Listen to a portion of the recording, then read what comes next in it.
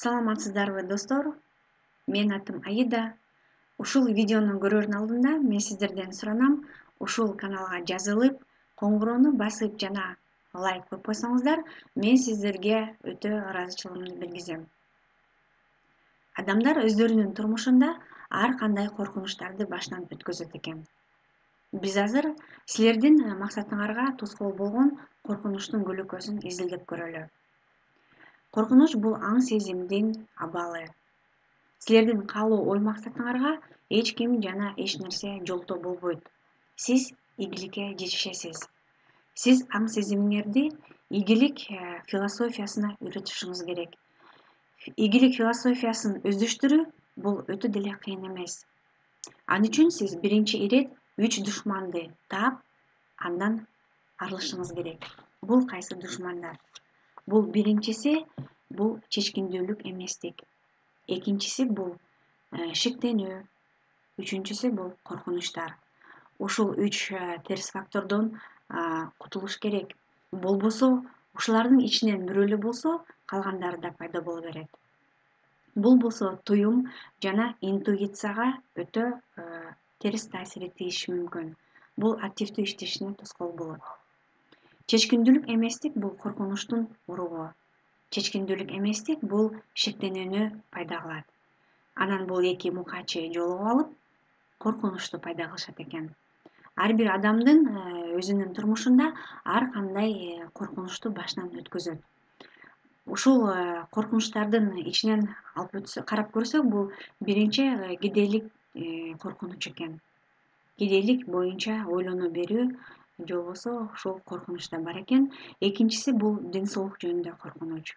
Үчүнчүсү бул бактысыз сүйүү. Андан кийинкиси бул карылык коркунучу бар экен. Андан кийинкиси бул өлүм алдындагы коркунуч. Өлүм жөнүндө ойлоно берүү. Коркунуч бул аң сезимдин эң түпкүрүндө болот. Адам коркунучту канчалык көп жана зыян экендигин аягына чейин сезе бербейт экен.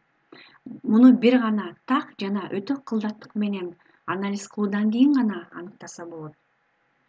Аларды алсак, кедейлик жана жакырчылыктын алдында дагы 6 симптом бар экен. Биз аны дагы билип коелу. Бул биринчи кайдыгерлик. Андан кийин чечкиндүүлүк эместик. Андан кийинкиси бул шектенүү, күнөм саноо, тынчсыздануу. Андан кийинкиси бул ашыкча сактануу. Этият боло берүү, ченемсиз этият боло берүү. Кыймыл аракеттин жоктугу. Орусча айтканда промедление, шашпоо же болбосо кебелбестик деген нерсе. Бул кайдыгерлик, бул амбициянын жоктугу. Турмуштагы бардык кыйынчылыктарга баш ийип, ошолорго макул боло берүү, чыдап жашай берүү экен.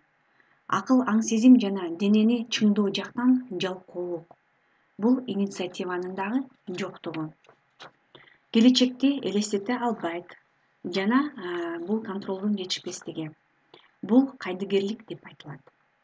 Чечкиндүүлүк эместик башка бирөөнүн ою менен макулдашуу же болбосо өзүнө зыян болсо дагы оюн айта албастык.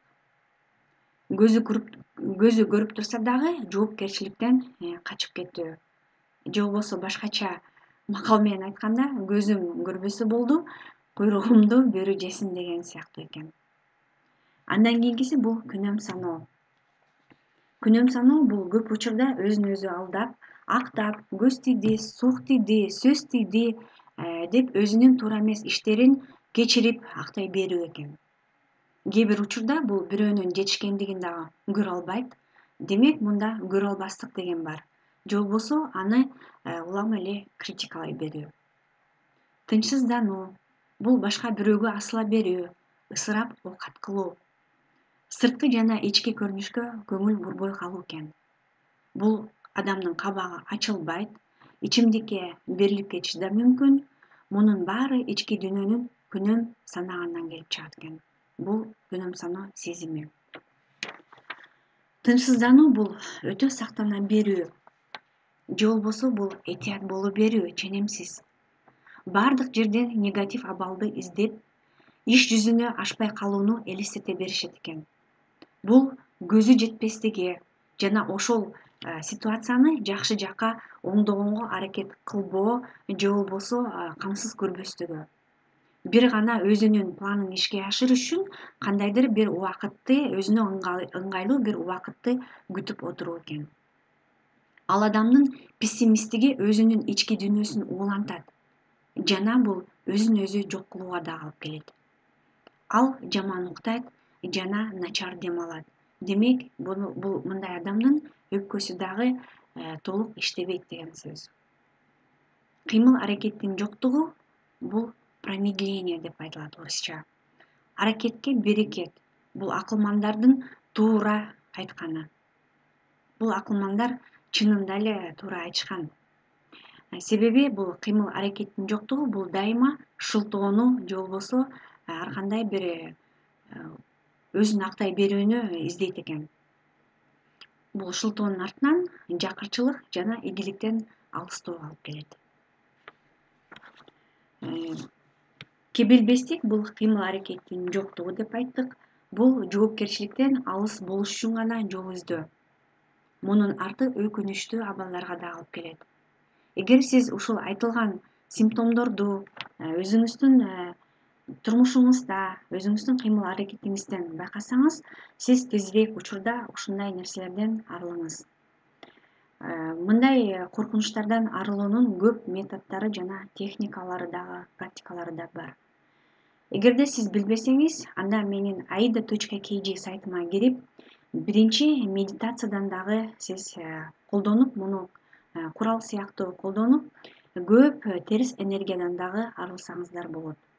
Мен сизге аудио сессияны сунуштайм. Бул адамдын бардык терс энергиядан, ушундай коркунучтардан жана башка стресс, депрессиядан арылтуучу 432 Гц менен жазылган бинауралдык аудио программасы. Бул сиздин энергияңызды дагы, вибрацияңызды дагы көтөрөт. Мен сиздерге ушул турмушта ийгилик жолдорун каалайм. Сиз колдонгон бардык куралдар сизге бир гана жакшылык жана ийгилик алып келсин.